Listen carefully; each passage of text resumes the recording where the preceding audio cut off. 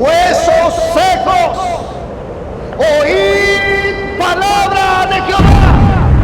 Escuchen esto, los huesos son, en el aparato auditivo aquí tenemos 3 huesitos chiquitos, son de los más pequeños del cuerpo humano. El primero de ellos es el martillo, así se llama. Luego el yunque y el estribo. El estribo mide 2,5 milímetros. Es el hueso más pequeño del cuerpo humano. ¿Qué es lo único que va a oír palabra de Jehová? El más pequeño, 2,5 milímetros. ¿Qué está diciendo Dios con eso? Yo restauro el valle con el más pequeño. Dice la Biblia que Eliseo ya era solo huesos, pero dice que cuando cayó el muerto encima de los huesos y tocó los huesos, en cuanto cayó el muerto, resucitó inmediatamente, porque esos huesos todavía traían la unción del Espíritu de Dios. Los huesos reviven con la palabra de Dios. El día de hoy, hermanos, vamos a hablar sobre una tragedia, sobre un acontecimiento terrible que sufrió el pueblo de Israel. Si tú lees el versículo 11, el versículo 11 te dice: estos huesos son la casa de Israel. Esta es una tragedia tremenda lo que hemos visto. Ustedes aquí atrás tienen una imagen que más o menos describe el escenario de lo que estaba viendo el profeta Ezequiel. Un hombre de Dios, un profeta muy ungido, un sacerdote también. Pero recorriendo un poquito más la historia sobre Israel, hermanos y hermanas, es de manera de verdad lamentable cómo el pueblo de Israel, siendo un pueblo lleno de las glorias, de la gracia, de la misericordia, de la manifestación de Dios, siendo un pueblo metido en la presencia de Dios, un pueblo que gozó de tener grandes príncipes, reyes, sacerdotes, profetas, un pueblo que miraba los milagros tangiblemente manifestados en la tierra, un pueblo que decía: quiero agua, y la roca de repente se partía, se abría ante los ojos y la mirada de todos, y de la roca salían manantiales de agua. Un pueblo que cuando decía: tenemos hambre, danos de comer, miraba hacia los cielos y de repente venía una lluvia de codornices, una lluvia de manjares de carne. Bendita sea la gloria del Señor. Un pueblo que gozó de alimentarse con el alimento de los ángeles, como dice la Escritura, que era el maná del cielo. El maná, ese pequeño panecito delicioso, dulce como la miel, pero que alimentaba el alma y el cuerpo también. Ese pueblo que gozó de alimentarse del maná por 40 años en el desierto. Un pueblo que miró los más grandes milagros. Imagínense ustedes, el pueblo de Israel, señoras y señores, es aquel que miró abrirse el mar rojo. El mar rojo miró cómo se levantó el primer acuario natural del mundo, poniendo un muro a la derecha, otro a la izquierda. Yo puedo imaginar cómo los niños hebreos iban caminando en medio de ese espectáculo y volteaban a mirar. Una ballena se asomaba, un tiburón, los grandes monstruos marinos ahí. Decían los niños hebreos: ¿qué es esto, papá? ¿Qué es esto, mamá? Esto, hijo, estos animalitos son la creación de Yahweh Elohim. Estaban ante un acuario natural. Un pueblo que miró eso y que no se enlodó las sandalias cuando cruzó por el mar rojo, porque dice la Biblia que ellos pasaron en seco. Imagínense ustedes cuántos miles o millones de años no tiene el mar rojo. Los suelos están completamente mojados. Debieron haber estado llenos de lodo para cuando ellos pasaran enlodarse las sandalias. Mas sin embargo dice la Biblia que cuando ellos caminaron por el mar, por el camino que estaba en el mar, dice que caminaban en seco. Dios había permitido y consumido todo ese lodo para que Israel pasara. Este pueblo miró las más grandes glorias manifestadas en el Antiguo Testamento. Cuando ellos clamaban a Dios, de repente una poderosa nube se asomaba en la esfera física de este mundo, intervenía en la tierra, y desde la nube de luz se escuchaba la voz del Padre Celestial hablar, que les decía: aquí estoy entre ustedes. Era la nube de gloria. Cuando el pueblo de Israel necesitaba protección, bajaban los ángeles y lo cuidaban. Los hebreos fueron testigos de la manifestación de muchísimos seres celestiales que bajaban con espadas centellantes, con una fuerza brutal de gloria en ellos. Seres completamente de una estructura ígnea, muy poderosos, como dice el Salmo, poderosos en fortaleza. Los hebreos vieron estas manifestaciones. Ellos vieron a Dios moverse, ellos clamaban, Dios respondía de una manera potente y tronante, al grado que en una ocasión dijeron que ya Dios no nos hable así de manera audible, porque nuestros cuerpos se estremecen, porque tenemos temor. Y Moisés mismo decía: mis piernas estaban temblando, mis piernas estaban chocando una contra la otra cuando escuchaba la voz de aquel que estaba descendiendo en el monte Sinaí. Un Dios que se movió en la montaña, que la hizo estremecer. Ante la mirada de todo mundo se estremecía el monte. Un Dios que descendía en ese lugar y daba la ley y los mandamientos a través de llamaradas de fuego, de voces, de sonidos, de truenos, de remolinos. Y entre todas esas voces bajaban seres de fuego, dice el escritor de Hebreos, y traían la ley a la tierra. Bendita sea la gloria de Dios. Ese era el Dios de los hebreos. Los israelitas vieron todo esto, gozaron de grandes glorias, señores y señoras. Cuando ellos caminaban, clamaban a Dios, Dios mío, decían: danos la victoria. De repente un poderoso príncipe de los cielos descendía y decía: entren a Jericó, que la tierra será vuestra. Un Dios que les dio grandes victorias. Un Dios que manifestó la Shekinah, que es la presencia visible de la divinidad de Dios en la tierra. Ese Dios que movía montañas por medio de la fe. Ese Dios que abrió el mar rojo. El Dios que creó el mundo, los cielos y la tierra. Este pueblo miró las grandes glorias. Un pueblo lleno de la presencia de Dios. Un pueblo donde se oían cantos, donde se oía alabanza, un pueblo donde se miraba la danza. Un pueblo no tímido, un pueblo dedicado a la gloria y la adoración a Dios. Un pueblo que cuando salías tú de tu tienda te topabas con el vecino enfrente, y antes de sentarse lo primero que hacían era postrarse delante de Yahweh Elohim, bendito sea por los siglos de los siglos. Antes de decirle al vecino: hola, ¿cómo estás? O shalom, primero se postraban, doblaban la frente a tierra en medio del desierto y adoraban al que vive por los siglos de los siglos. Este es Israel, señores. Estos son los hebreos, que no servían a un Dios de palo, que no servían a un Dios de metal, de madera. Servían al Dios vivo, al Dios creador de todas las cosas. Servían a la omnipotencia divina, a la omnisciencia, al Dios que hizo todas las cosas posibles. Es Israel, de donde se vieron los más grandes profetas. Cuando había una necesidad en el pueblo, de repente se preocupaban las mujeres, los niños, los padres de familia, y de entre el pueblo se levantaba alguien lleno del Espíritu de Dios y comenzaba a decir: así dice Jehová el Señor, y da una palabra de esperanza para el pueblo. Un pueblo que miró el perdón de Dios. Un pueblo que pecaba, que fallaba, sí, pero que la manifestación de Dios los perdonaba. Entraba el sumo sacerdote al lugar santísimo una vez al año, y allí en el lugar santísimo, una vez que derramaba la sangre sobre el arca del pacto, se oía una voz tronante en esa arca que decía: dile a mi pueblo que este año tendrá libertad, dile a mi pueblo que este año tendrá perdón de pecados, y sobre todo dile a mi pueblo que este año será un pueblo victorioso. Así les hablaba Dios. Era un pueblo que experimentó la gloria y la presencia de Dios de manera tangible, de manera física, a tal grado que el apóstol dijo: los judíos están acostumbrados a pedir señales, los griegos buscan la sabiduría, pero nosotros predicamos a Cristo, a este crucificado y resucitado. Bendita sea la gloria del Señor. Ese es el pueblo que vio las grandes glorias de Dios. Es el pueblo que aprendió a caminar en medio de la necesidad y miró a Dios proveer cuando más lo necesitaba.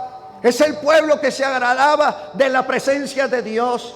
Es el pueblo donde estuvo el gran rey David, que danzaba y brincaba delante de la presencia de Dios, lleno del Espíritu de Jehová.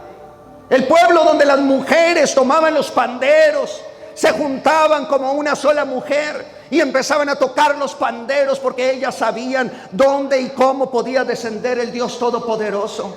Ese es el pueblo de Israel. Esas son las mujeres hebreas, Mujeres que cuando se abrió el mar, después de que se cierra el mar, María tomó, dice la Biblia, un pandero, y la siguieron las mujeres hebreas y comenzaron todas en fila a danzar y a saltar y tocaban los panderos. De repente una nube de polvo se levantaba en medio del desierto de tanta danza que presentaron las mujeres hebreas. Eran millones de mujeres que estaban cantando y adorando al Rey Jehová por haber hecho el milagro del Mar Rojo. Este es el pueblo. Este es el pueblo que vio a Dios cara a cara, por decirlo de una forma alegórica o metafórica. Vio a Dios cara a cara. Abraham, Isaac y Jacob. Jacob personalmente decía particularmente: vi a Dios cara a cara, porque se encontró con el ángel de Jehová, luchó con él ferozmente. Dios detectó a través del ángel que era tanta la fuerza de Jacob que realmente quería una bendición. Y fue cuando Dios le dijo: ¿cómo te llamas? Dijo: me llamo Jacob. Pues no se llamará más Jacob, tu nombre ahora será Israel, que quiere decir príncipe de Dios, o aquel que lucha con Dios y vencerá. Es el pueblo de los hebreos. Más sin embargo, hay una tragedia histórica y espiritual en este pueblo. El escenario es catastrófico, el escenario es terrible, pero en la mentalidad del profeta Ezequiel, para él su pueblo es un pueblo honroso, un pueblo lleno de santidad. Ezequiel mira a las mujeres hebreas y dice: de cierto, estas mujeres son santas. Mira a los hombres hebreos cautivos en Babilonia y dice: de cierto, estos hombres son santos. Están sufriendo aquí cautividad, sí, pero son hombres de oración, son hombres de ayuno, son hombres de entrega. Ezequiel se deja llevar por la apariencia física de las personas, por cómo está vestido el sacerdote. Trae todo, trae el efod, trae su túnica bordada, trae el pectoral, anda el sacerdote completamente vestido. Ezequiel lo mira y dice: de cierto, este hombre es un santo de Dios. Este hombre en cualquier momento atraviesa al lugar santísimo y rogará por nosotros. Mira a las mujeres hebreas también, vestidas elegantemente, vestidas honrosamente, y dice Ezequiel: efectivamente, mi pueblo es un pueblo santo. A mi pueblo Dios todavía lo escucha. A mi pueblo Dios todavía Dios lo atiende. Dios todavía está en medio de ellos. De cierto que este pueblo es así y es así.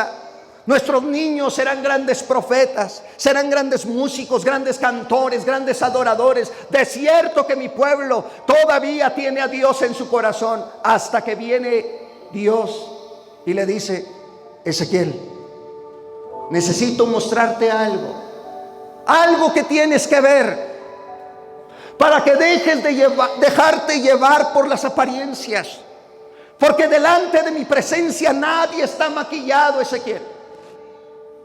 Delante de mi presencia nadie está maquillado, nada se oculta delante de mis ojos. ¿Y qué es aquello, Señor? Y dice la Biblia: la mano de Yahweh, de Jehová, vino sobre mí y me tomó y me llevó a un valle. Y lo pone Dios en medio de este gran valle y le muestra huesos esparcidos por donde quiera. Después de que Ezequiel mira esta terrible visión, esta condición tremenda, le dice: todos estos huesos son la casa de Israel. No puede creer Ezequiel lo que está escuchando de parte de Dios. Todos estos huesos son la casa de Israel. ¿Cómo que son la casa de Israel? Es la casa de Israel que vio los grandes milagros. La casa de Israel que vio grandes hazañas, prodigios, maravillas. Que vio el mar abrirse, que vio el Jordán retirarse. La casa de Israel que vio grandes señales y maravillas. La casa de Israel que lo vio todo, a la que alimenté, a la que le di pan del cielo. La casa de Israel que tuvo grandes profetas, sacerdotes. Estos son la casa de Israel. Señores y señoras, esta es la historia de una tragedia sufrida por un pueblo, y que si no nos cuidamos nosotros, nos puede pasar a nosotros también. Podemos estar aparentando una vida en Dios, pero en realidad por dentro estamos muertos espiritualmente. Tu cuerpo puede estar aquí sentado y nada más, pero tu espíritu puede estar en otro lugar. Por eso es importante que cuando lleguemos al culto nos sumerjamos en la presencia de Dios todos. Porque es aquí donde resucitamos, es aquí donde vivimos, es aquí donde podemos entrar a la presencia de Dios, que todo lo levanta, que todo lo hace, que todo lo cambia. ¿Saben una cosa, señores y señores? La tragedia fue tremenda. Dice Ezequiel: te tengo que meter para que veas cómo está viviendo mi pueblo. ¿Y cómo vive el pueblo? Vive como muerto, como un ejército de caídos, de muertos. Hieden, apestan delante de mi presencia, pero ellos cantan, Señor, yo los oigo. Yo veo al sumo sacerdote aquí, yo veo a los profetas aquí, todos están muertos, Ezequiel. Pero ¿qué ha pasado si es un pueblo que vio tu gloria? ¿Qué sucedió? No se trata, señores y señoras, de ver o de vivir del pasado. Se trata de mantener una vida constante y presente en la presencia de Dios. ¿Por qué? ¿Qué sucedió? Un pueblo que dejó de orar, un pueblo que dejó la palabra, un pueblo que dejó de congregarse, un pueblo que dejó la presencia de Dios, un pueblo que dejó de enamorarse de Dios. ¿Y cuáles son las consecuencias? Las consecuencias son que hoy eres solo huesos. Ezequiel no quería entrar al valle de los huesos secos. Ezequiel no pidió estar en esa visión. No pidió estar ahí, no pidió ver a los huesos, pero Dios lo tomó y lo metió. Y dice, y lo puso en medio. ¿Sabes una cosa? Hay veces que Dios te va a llevar a ver lo que necesitas ver, no lo que quieres escuchar. Porque ustedes creen que yo no quiero escuchar, pastor. El Señor me ha revelado, usted será un gran profeta, pastor. El Señor me ha revelado que usted se va a sacar la lotería, pastor. ¿Ustedes creen que esas voces no agradan? Mas Dios está diciendo: no quiero que escuches aquello que te gusta oír. Quiero que escuches lo que necesitas oír. Y Ezequiel va a entrar porque él necesita ver y escuchar cuál es la situación del pueblo. ¿Sabes una cosa? Muchas veces es mejor escuchar lo que necesitamos escuchar. Yo me acuerdo de aquellas falsas profecías que le prometían a uno muchas cosas, que le decían a uno y que lo elogiaban. Prefiero una profecía que se levante y reprenda y exhorte y nos diga cuál es la condición en la que vive el pueblo de Dios, que falsas profecías que aparentan solamente tener elegancia. Dios no quiere maquillar esto. Dios quiere decirnos: así está tu relación conmigo. Pero pastor, yo canto, pero pastor, yo predico, pero pastor, yo esto, yo lo otro, yo aquello. Así está nuestra condición delante de la presencia de Dios. Hermanos y hermanas, eso es lo que Dios quiere, que veas tu realidad, que vea mi realidad. Dios no te mete en un valle de huesos secos para que entres a modelear, para que entres a caminar como si estuvieras en una alfombra roja. Te mete al valle de los huesos secos para que veas la necesidad de tu alma, que necesitas y necesito la presencia de Dios urgentemente. Ahí, señores y señoras, y hacían grandes profetas. Ahí, y hacían grandes profetas. Aquí estaban grandes profetas, grandes cantores, grandes sacerdotes, grandes príncipes, padres de familia. Aquí estaban los hebreos que un día vieron la gloria de Dios. Terrible historia. Esta es una tragedia, esto es algo catastrófico. Un pueblo que lo vio todo, lo tenía todo, terminó perdiendo hasta su relación con Dios.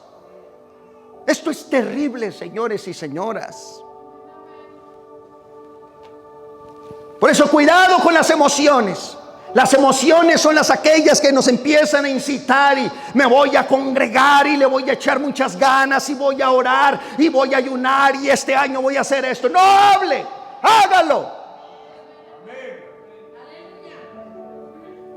No hablemos, son palabras que se las lleva el viento. Demostremos delante de Dios de qué estamos hechos. Porque usted y yo estamos hechos con la misma sangre de Jesucristo. Tenemos el mismo Espíritu Santo. El Espíritu Santo no desciende con medidas, nos llena a todos y da. Pero hay de nosotros si las aprovechamos o no. Fuerte la gloria de Dios. ¿Cuántos estamos aquí? No prometamos. No le digamos al Señor nada. Hechos, no palabras. Demostrémoslo. No digamos, voy a orar. Póstrese, arrodíllese, humíllese delante de Dios. Hágalo ya. Este año leo toda la Biblia. Hágalo ya, no hable. Ahora sí le voy a echar ganas con todo mi ser y mi corazón. Este año seré diferente. Hágalo ya, antes de que su vida se convierta en un costal de huesos. Antes de que llegue a la casa del Señor y ya llegue muerto. Y le dice, Ezequiel cuando ve el valle se queda tieso. No quiere caminar, se queda inmóvil. Y por eso el texto dice en el verso 2, y me hizo pasar, porque él es un sacerdote, él no puede tocar cadáveres, él no puede tocar muertos, él tiene que ir a 10 metros de distancia de los cuerpos muertos, porque es un sacerdote. Si los toca o anda entre ellos, quedará inmundo, según la ley de Moisés.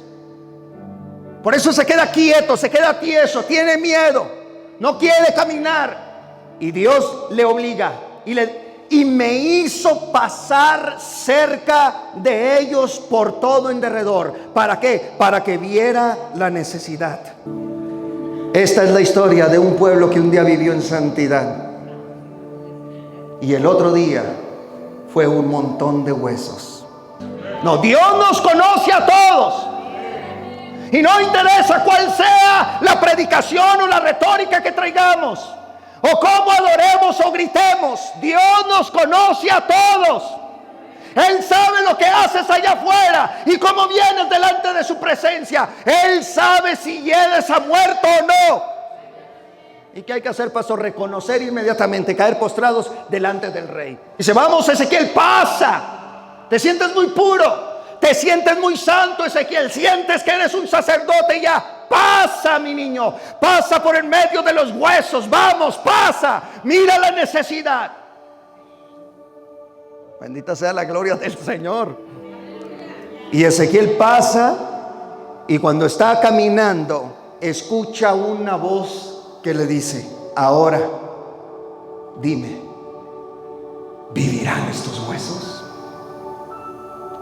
Porque Ezequiel iba viendo los fémur, extremidades por todos lados, cráneos por otro lado, todo regado, la columna vertebral de uno por otro lado, el torso, todo lo iba viendo regado y esparcido. Y oye la voz que le dice, ¿vivirán estos huesos? Ezequiel no responde ni positiva ni negativamente, sino que lo hace de una manera muy sabia. No le dice, no vivirán, ni tampoco le dice, sí vivirán. ¿Saben cómo le dice? Señor, tú lo sabes. ¿Qué está diciendo el profeta? Le está diciendo, tú tienes la primera y la última palabra, y yo sé que si tú hablas, este valle va a ser restaurado con tu palabra. Fuerte el aplauso a la gloria del Señor. Pero fuerte el aplauso a la gloria de Dios. Vivirán estos huesos, tú lo sabes, Señor. ¿Sabes una cosa? La primera y la última palabra no es del médico. Otra vez, la primera y la última palabra no es del médico, no es del doctor. La primera y la última palabra no es del pastor. La primera y la última palabra no es de tu tío, ni de tu tía, ni de mamá, ni de papá. La primera y la última palabra es de la potencia divina de Dios. Él es el que decide, el que obra, el que hace. Fuerte si es para la gloria del Señor.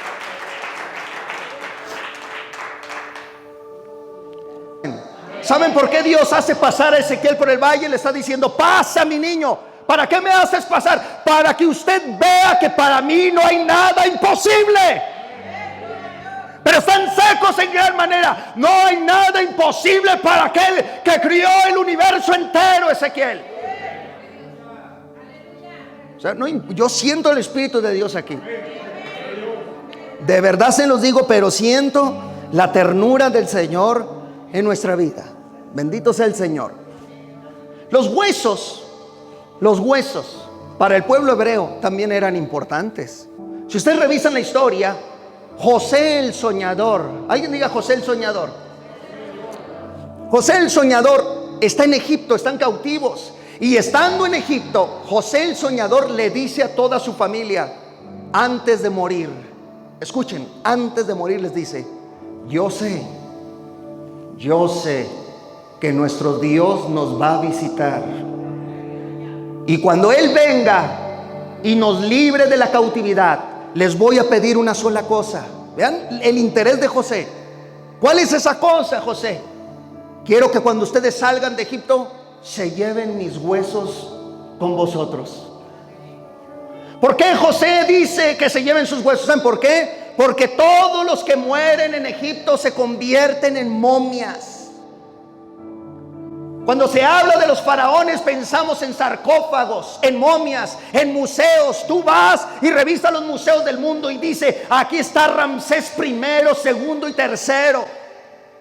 Pero cuando nosotros pensamos en José, nos acordamos de sueños hechos realidad.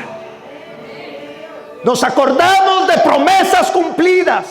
Nos acordamos de un jovencito lleno del Espíritu de Dios.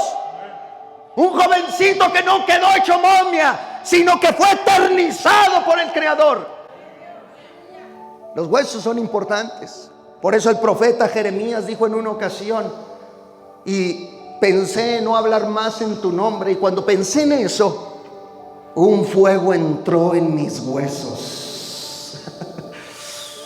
Traté de resistirlo y no pude, me dejé llevar por ese fuego en el interior. Por eso, cuando tú lees que en una ocasión arrojaron un muerto a donde estaba sepultado el profeta Eliseo, dice la Biblia que Eliseo ya era solo huesos, pero dice que cuando cayó el muerto encima de los huesos y tocó los huesos, en cuanto cayó el muerto, resucitó inmediatamente, porque esos huesos todavía traían la unción del Espíritu de Dios. Bendito sea el Señor. Por eso tú lees también que a Jesús no le quebraron los huesos en la cruz del Calvario. Iba el soldado romano a quebrarle los huesos. Pero ¿saben por qué no se lo quebraron? Porque para los judíos los huesos son estructura de existencia. Está diciendo, a Jesús nadie le quiebra la estructura. Nadie.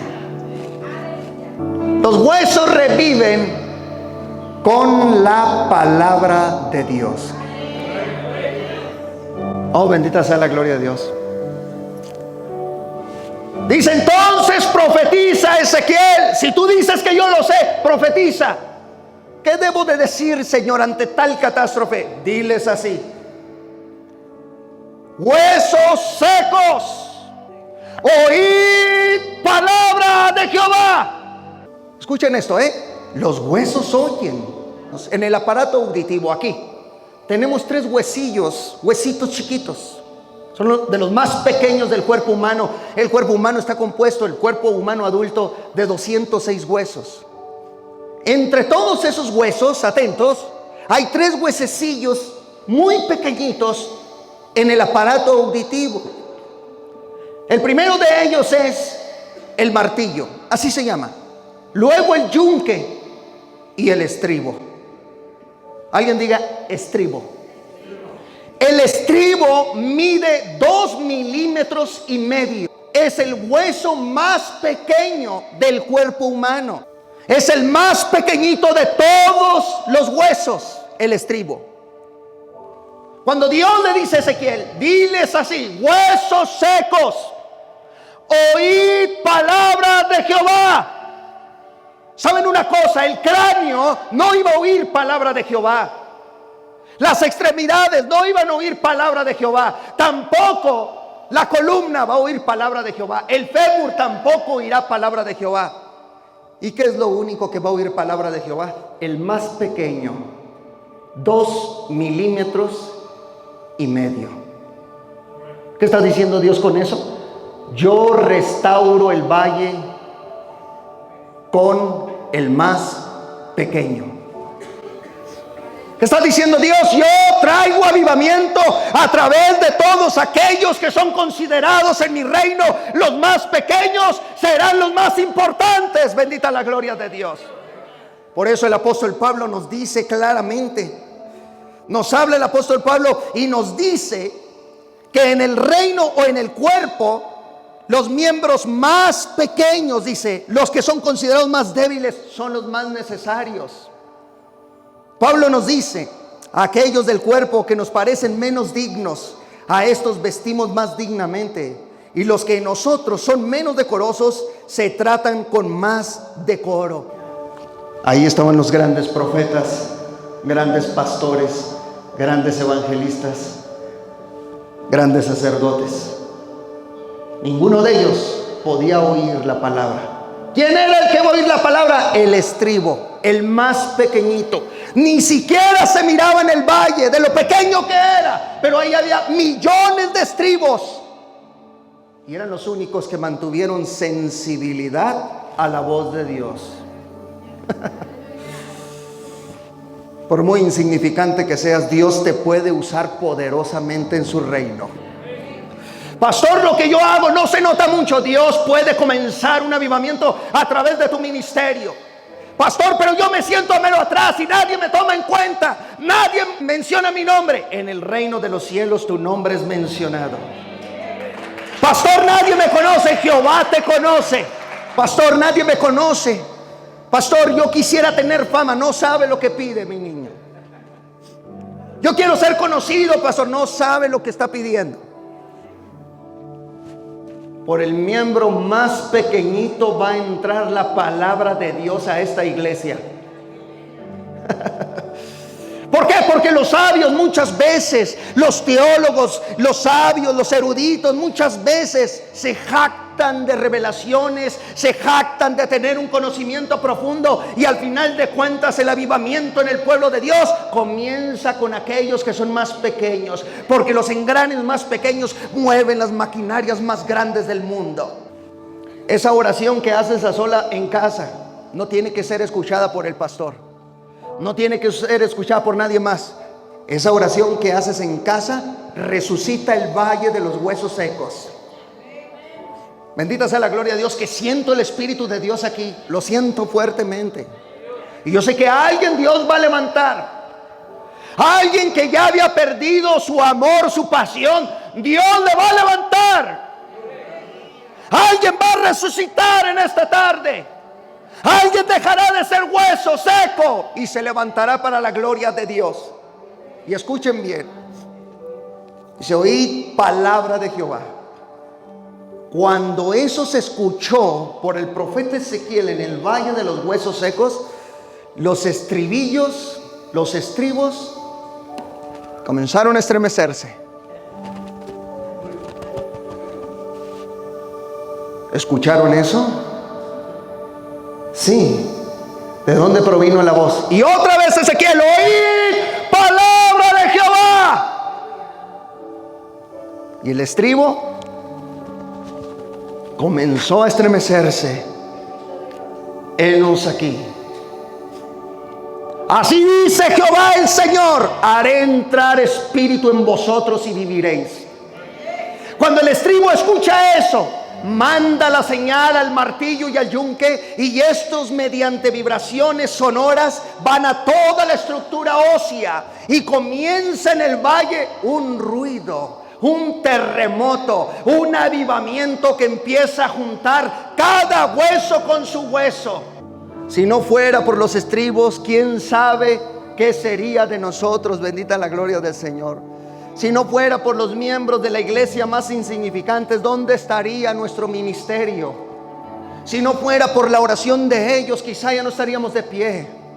si no fuera por la pasión y el amor que le tienen a Dios, quién sabe qué pasaría de la iglesia. Pero doy gracias a Dios, porque en medio de vosotros hay gente que todavía tiene un corazón para Dios, un corazón apasionado.